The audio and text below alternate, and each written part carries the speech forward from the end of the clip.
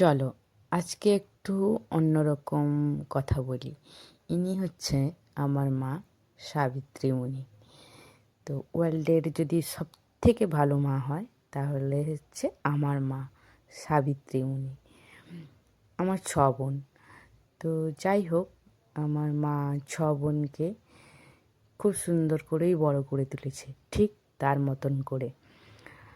তার মতন করে বলতে পারবো না, আমি আর বোন ঠিক মার মতন হইনি।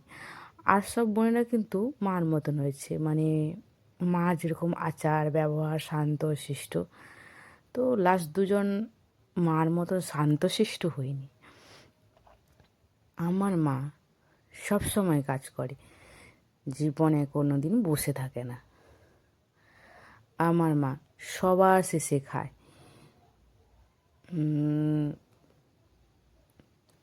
সবার শেষে খায় এই জন্য, সেটা আজও জানি না।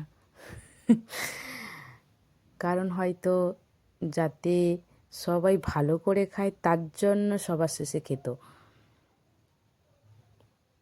আমার মা যতক্ষণ জেগে থাকে অল টাইম কাজ করে, কখনো যে একটু শান্ত হয়ে বসবে তা ঠিক না। আমার মা কি খেলাম না খেলাম আগেই তার চিন্তা, তিনি হয়তো খাবে না। একদিন সাহস করে মাকে বলেই ফেললাম, মা আমি কি তোমাকে প্রচুর প্রচুর ভালোবাসি, তুমি কি একথা জানো? শুনলে অবাক হবে আমার মা কি বলল। মা তখন হাসতে হাসতে বলল, হ্যাঁ হ্যাঁ আমি জানি তোমার আমাকে প্রচুর প্রচুর ভালোবাসিস, তুমি জীবন প্রাণ সব কিছু।